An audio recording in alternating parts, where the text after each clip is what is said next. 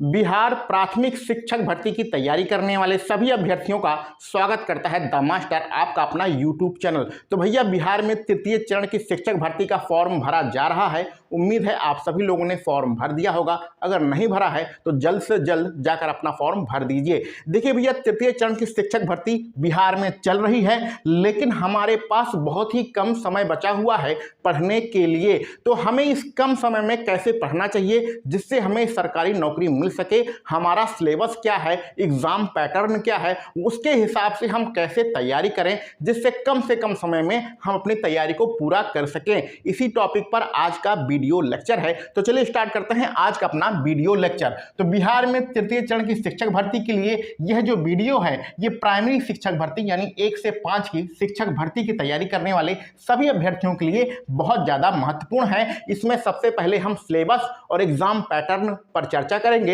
उसके बाद कैसे आपको पढ़ना है, कैसे तैयारी करनी है, इसके ऊपर भी बातें करेंगे। तो चलिए स्टार्ट करते हैं। देखो भैया, प्राइमरी का आप पेपर देने जाओगे तो आपके प्रश्न पत्र में टोटल 150 प्रश्न मिलेंगे। टोटल 150 प्रश्न आपके पेपर में रहेगा। एक प्रश्न 1 नंबर का होगा, यानी टोटल आपको 150 नंबर मिलेंगे। लेकिन आपकी जो मेरिट बनेगी, जो कट ऑफ बनेगी, वो टोटल 120 नंबरों में बनेगी। पेपर तो आप 150 का देंगे, लेकिन जो मेरिट बनेगी, कट ऑफ बनेगी, वो 120 में बनेगी। तो 30 प्रश्न कहां जाएंगे उसके ऊपर हम चर्चा करते हैं। देखो भैया, जो आपका पेपर होगा वो 2 भागों में विभाजित होगा। तो जो आप OMR सीट भरेंगे उसमें 1 नंबर से लेकर 30 नंबर तक, यानी कि जो आपको बुकलेट मिलेगा, प्रश्न पत्र मिलेगा, उसमें 1 नंबर से 30 नंबर तक आपको भाषा का प्रश्न मिलेगा। ठीक है, तो OMR में भी आप 1 से 30 तक भाषा ही भरेंगे, इस बात को भी आप जानते रहिए। भाषा 30 प्रश्न होंगे, एक प्रश्न 1 नंबर का होगा, यानी यहां पर आपके 30 नंबर आपको मिलने वाले हैं। इस 30 नंबरों में समझ लीजिए 22 प्रश्न आपके हिंदी के रहेंगे और 8 प्रश्न आपके अंग्रेजी के रहेंगे। दोनों मिला देंगे तो हमारे 30 प्रश्न हो जाएंगे। एक बात और समझ लीजिए, यहाँ पर जो 22 प्रश्न आपका हिंदी के मिल रहा है, इसमें आप उर्दू भी ले सकते हैं और बांग्ला भी ले सकते हैं। तो हिंदी में आपके पास विकल्प है 22 प्रश्नों के लिए, चाहे हिंदी ले लीजिए, चाहे उर्दू ले लीजिए, चाहे बांग्ला ले लीजिए, और 8 प्रश्न आपको अंग्रेजी के सॉल्व करने ही हैं। तो इस प्रकार आपके 30 प्रश्न हो जाएंगे। ये आपके जो 30 प्रश्न है भाषा का, ये क्वालिफाइंग है, यानी कि पासिंग मार्क इसमें लाना पड़ेगा। कितना नंबर? 9 नंबर। अब यहीं से आप यह बात निकल के आती है कि हम अपनी तैयारी कैसे करें। ये जो 30 क्वेश्चन हैं, ये आपके मेरिट में शामिल नहीं हैं, ये सिर्फ क्वालिफाइंग हैं। 30 में से पास होने के लिए जब आपके 9 नंबर आ जाएंगे, कम से कम आपके 9 नंबर रहेंगे, तो आपका सेकंड पार्ट वाली कॉपी चेक होगी। सेकंड पार्ट जो कि सामान्य अध्ययन का रहेगा, जिसमें टोटल 120 क्वेश्चन रहेंगे। तो अगर आप इस 30 में से 7 नंबर आपके आ गए, 8 नंबर आ गए, 6 नंबर आ गए, तो आगे आपकी कॉपी ही नहीं चेक होगी। इस बात को ध्यान में रखिएगा, और यहीं से आप कैसे अपनी तैयारी करें, यह बात भी निकल के आएगी। ठीक है, तो अभी हम इसको यहीं छोड़ते हैं, आगे बढ़ते हैं। अब हमारे पास दूसरा पोर्शन है जो कि OMR में आप 31 नंबर से 150 नंबर तक भरेंगे, और आपके बुकलेट में 31 से 150 नंबर तक सामान्य अध्ययन का क्वेश्चन मिलेगा। सामान्य अध्ययन में ये आपके टॉपिक हैं। ठीक है, टॉपिक कौन कौन से हैं? गणित आएगी, रीजनिंग आएगी, जीके आएगी, भारतीय राष्ट्रीय आंदोलन आएगा, पर्यावरण आएगा, विज्ञान आएगा, SST आएगा, भूगोल आएगा, और करंट अफेयर्स हर पेपर में आता ही है, तो करंट अफेयर्स भी आएगा। तो ये पूरे टॉपिक मिला के कितने नंबर रहेंगे? 120 नंबर। यही 120 नंबर जो हैं, ये इसी की आपकी मेरिट बनेगी, यहीं से आपका कट ऑफ बनेगा। ये 30 नंबरों से आपका कट ऑफ नहीं बनेगा। तो ये हो गई एग्जाम पैटर्न की बात और सिलेबस की बात। और नेगेटिव मार्किंग ध्यान दीजिएगा कि यहाँ पर जो नेगेटिव मार्किंग है, ठीक है, यहाँ पर हमारी नेगेटिव मार्किंग, एक क्वेश्चन होता है कि नेगेटिव मार्किंग है कि नहीं है, तो नेगेटिव मार्किंग आपकी बिल्कुल भी नहीं है। चाहे जिस गोले पे आप टिक लगाइए, कोई भी आपका नेगेटिव मार्किंग यहाँ पर नहीं है। अब वीडियो के दूसरे पार्ट में हम लोग बढ़ते हैं कि अपने इस सिलेबस के अनुसार, इस एग्जाम पैटर्न के अनुसार हम अपनी तैयारी कैसे करें जिससे कम से कम समय में हमारा अधिक से अधिक पार्ट जो भाग है वो तैयार हो सके, अधिक से अधिक हम पढ़ सकें। और उम्मीद है आपके मार्च में, यानी जो आयोग बोल रहा है कि 7 तारीख 8 तारीख से आपका पेपर स्टार्ट हो जाएगा, तो ना के बराबर आपके पास समय है, तो कैसे हम तैयारी करें। तो देखो भैया, पहला टॉपिक, पहला मूल मंत्र, आपको ये भाषा नहीं पढ़नी है। 30 प्रश्नों वाला जो भाषा है जिसमें पास होने के लिए 9 नंबर चाहिए, यह आपको बिल्कुल भी नहीं पढ़नी है। अगर आप जो स्टडी टेबल है जहां बैठकर आप पढ़ते हैं तो उसमें अगर आपके पास हिंदी की किताब है और अंग्रेजी की किताब है तो उसको उठाइए और अलमारी में बंद कर दीजिए। देखिए नौकरी कहाँ से मिलेगी, नौकरी मेरिट से मिलेगी जो कि 120 नंबरों का आएगा। इसको आपको पढ़ना है, यह पासिंग मार्क नहीं पढ़ना है। इतना 2-3 साल पढ़ने के बाद भी अगर आपको इतना कॉन्फिडेंस नहीं है कि मैं 30 में से 9 नंबर पास होने के लिए ले आऊँगा तो आपकी पढ़ाई बेकार है। अभी आप कंपटीशन के फील्ड में नए हैं, अभी आपको और समय चाहिए पढ़ने के लिए, तो अपनी भविष्य के लिए तैयारी करिए। ये जो तृतीय चरण की शिक्षक भर्ती है इसकी तैयारी ये आपके बस की बात नहीं है। अगर आपके मन में इतना भी कॉन्फिडेंस नहीं है कि मैं 30 में से 9 नंबर जो कि हिंदी और अंग्रेजी का होगा उसमें ला सकूं बिना पढ़े, तो अगर ये कॉन्फिडेंस नहीं है तो आप पढ़ाई छोड़ दीजिए। अगले जो चतुर्थ चरण की शिक्षक भर्ती है अगस्त वाली, उसकी तैयारी करिए। तृतीय चरण की शिक्षक भर्ती आपके बस की नहीं है। तो ये कठोर बात है, ऐसा किसी को कहना नहीं चाहिए, लेकिन हम कहना चाह रहे हैं कि इसको आपको बिल्कुल भी, ये दोनों किताबें आपको बिल्कुल भी नहीं उठानी है। ये पासिंग मार्क है। आपके अंदर इतना कॉन्फिडेंस होना चाहिए कि मैं 10, 12, 15 नंबर आराम से ला सकता हूँ। इसकी किताबें आप उठाइए ही ना, समय आपके पास बिल्कुल भी नहीं है। तो जो परीक्षा में इंपॉर्टेंट टॉपिक है, जहां से आपकी मेरिट बननी है, जहां से नौकरी मिलनी है, वह टॉपिक हमें पढ़ना है। तो पहला मूल मंत्र, ये 30 नंबर हमें पढ़ना ही नहीं है, इसको छोड़ देना है। ठीक है।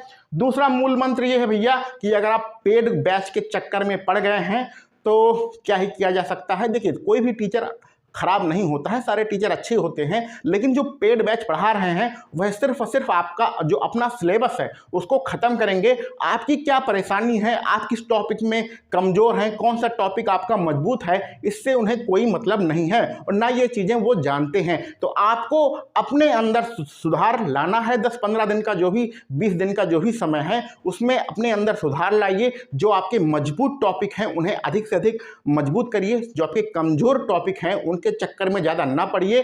उदाहरण के लिए अगर आपको गणित नहीं आती है, उदाहरण मान लेते हैं अगर आप गणित में एक कमजोर स्टूडेंट हैं, गणित नहीं आती है, तो भैया 20 दिन में तुम कोई ऐसा जादू नहीं सीख जाओगे कि गणित में तुम 15-20 क्वेश्चन आराम से कर लो। कोई जादू तुम्हारे मन में होने वाला नहीं है। अगर 3-4 साल में कोई जादू नहीं हुआ तो अब 10-15 दिन में कोई जादू नहीं होगा। तो गणित में अगर आप कमजोर हैं तो 20 दिन में सुधार नहीं कर पाएंगे। तो गणित को छोड़िए, जहां से ज्यादा नंबर आ सकते हैं उस टॉपिक को पकड़िए। इस बात को आप समझिए।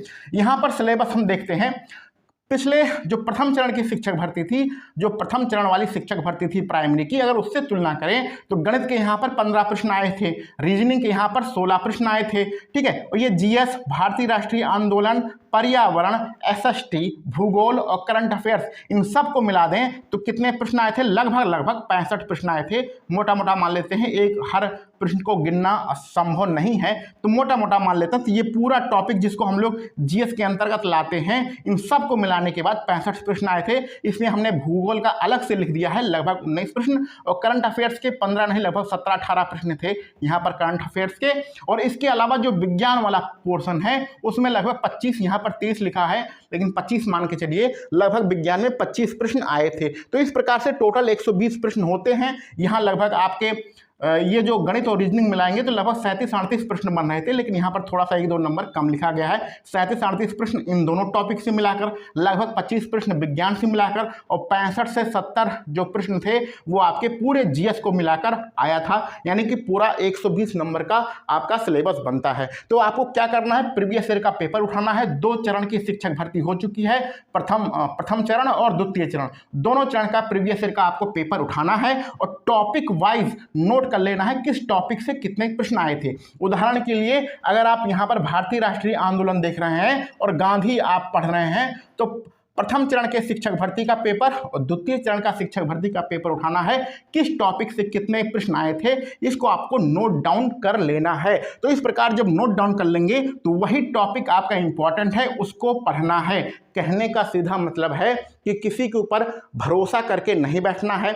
2 चरण का पेपर खत्म हो चुका है, आप दोनों चरण का पेपर उठाइए। जिस टॉपिक से उसमें प्रश्न आए हुए हैं वह टॉपिक इंपॉर्टेंट है बिहार यानी बीपीएससी के लिए, तो आप उस टॉपिक को आराम से पढ़ लीजिए। उदाहरण के लिए अगर भारतीय राष्ट्रीय आंदोलन उठा रहे हैं, गांधी के 3-4 प्रश्न, गांधी से संबंधित 3-4 प्रश्न मिल जाते हैं, यानी कि गांधी को आपको बहुत ही महत्वपूर्ण तरीके से पढ़ना है। इसी प्रकार अगर सिंधु घाटी सभ्यता का 1 या 2 प्रश्न मिलता है, यानी सिंधु घाटी सभ्यता बहुत इंपॉर्टेंट है, उसको आपको आराम से पढ़ लेना है। इस प्रकार अब आपके पास इतना समय नहीं है कि पूरा सिलेबस आप पढ़ सकें। भैया विज्ञान बहुत बड़ा टॉपिक होता है, इसको आप 20 दिन में 25 दिन में खत्म नहीं कर पाओगे। एसएसटी बहुत बड़ा टॉपिक होता है, तो सब आप नहीं पढ़ सकते हो, सारी तैयारी आप नहीं कर सकते हो। तो हम कर क्या सकते हैं? हम वही कर सकते हैं कि बीपीएससी जिस टॉपिक को इंपॉर्टेंट समझता है, महत्वपूर्ण समझता है, हम उसको पढ़ेंगे। और वो मिलेगा कहां से? प्रीवियस ईयर के पेपर से। तो ये सब काम आपको ही करना है, कोई दूसरा नहीं कर पाएगा। ठीक है, दूसरा टॉपिक हमने बता दिया, भाषा नहीं पढ़ना है, टॉपिक वाइज कैसे पढ़ना है ये क्लियर हो गया। भाषा वाला ये 30 वाला क्वेश्चन, 1 से 30 प्रश्न जो आएंगे वो नहीं पढ़ना है, और सेल्फ स्टडी करना है ये भी आपको बता दिया। कोचिंग के चक्कर में नहीं पढ़ना है, क्योंकि कोचिंग वाला फिर सिर्फ सिलेबस खत्म करेगा, 6-7 घंटे अपनी वीडियो बनाएगा, आपको पढ़ाएगा। भैया वीडियो देखने का समय नहीं है, अब सेल्फ स्टडी का समय है। अपने जो नोट्स हैं उन्हें उठाओ, किताबें उठाओ और खुद रट्टा मारो, इतना ही समय है। 7-8 घंटे वीडियो देखने का समय नहीं है। तो कोचिंग के चक्कर में बिल्कुल भी नहीं पढ़ना है, सेल्फ स्टडी पर ध्यान देना है और प्रीवियस ईयर के क्वेश्चन देखकर उनसे टॉपिक सेलेक्ट करना है, ये हमने आपको पहले ही बता दिया है। तो कहने का सीधा सीधा मतलब है, जो बच्चा किसी के चक्कर में नहीं पड़ेगा, अपने बुद्धि विवेक का इस्तेमाल करेगा, सेल्फ स्टडी करेगा, अपने जो कमजोर टॉपिक हैं उन पर ध्यान देगा, जो मजबूर टॉपिक हैं उनको और ज़्यादा मजबूत करेगा, उसका सिलेक्शन हो जाएगा।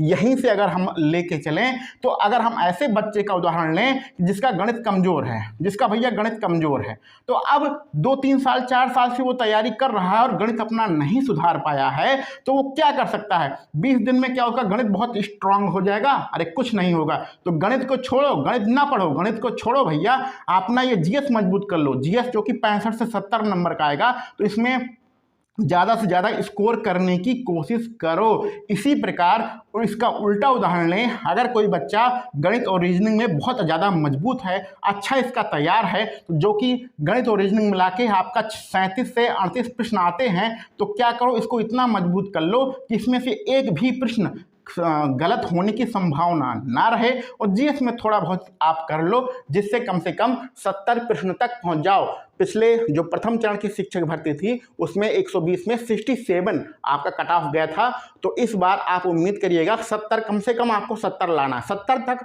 पहुंचने का टारगेट बनाओ, और फिर उसके ऊपर जितने नंबर आ जाएं वो तो अच्छी बात है, लेकिन कम से कम आपको 70 नंबर लेके चलना है। देखो, द्वितीय चरण की शिक्षक भर्ती की बात मत करिएगा, क्योंकि इसमें 1000 से भी कम सीटें थी, लगभग 1000 सीटें थी, और आपका जो रिजल्ट आया था वो बहुत ही कम सीटों पर आया था। तो बेवकूफ़ बनाया है, बीपीएससी ने बेवकूफ़ बना दिया था द्वितीय चरण के शिक्षक भर्ती में जो प्राइमरी के बच्चे थे। तो द्वितीय चरण की शिक्षक भर्ती की बात तो ना ही करिए, प्रथम चरण का ही लेके चलेंगे, जिसमें 67 नंबर हमारा कट ऑफ था। इस चीज को ध्यान में रखिएगा। तो उम्मीद है जो हम समझाना चाह रहे हैं वो आप समझ गए होंगे। आपको अपने ऊपर भरोसा रखना है, आपने सेल्फ स्टडी करनी है, किसी कोचिंग वाले के चक्कर में नहीं पड़ना है, किसी की वीडियो 8-10 घंटे बैठकर नहीं देखना है, किताबों से दोस्ती करो, किताबों के जितने नज़दीक रहोगे, सेल्फ स्टडी जितना करोगे उतना ही आप मजबूत बनोगे। यहाँ पर आपका सिलेबस लिखा गया है, इस सिलेबस में जो आपके मजबूत पॉइंट हैं उनको और मजबूत करिए। जो कमज़ोर हैं, जो पिछले 3-4-5 साल से आप नहीं सुधार पाए हैं, तो अब 20-25 दिन में उनमें सुधार नहीं ला पाइएगा। कोशिश करिए कि कम से कम 120 में से पहले 70 नंबर तक पहुंच जाएं, और फिर 70 के ऊपर जितना आ जाए वो तो बहुत अच्छी बात है, लेकिन 70 नंबर तक पहुंचने की आप सभी लोग कोशिश करिए। तो उम्मीद है जो हम समझाना चाह रहे थे वो आप समझ गए होंगे। किसी भी यूट्यूबर के वीडियो के चक्कर में नहीं पड़ना है, अपनी सेल्फ स्टडी करनी है। तो इसके बाद भी अगर कोई डाउट रह जाता है आपके मन में तो कमेंट करके पूछ लीजिएगा। मिलते हैं हम लोग अगले वीडियो लेक्चर में। आप सभी लोगों को वीडियो देखने के लिए बहुत बहुत धन्यवाद।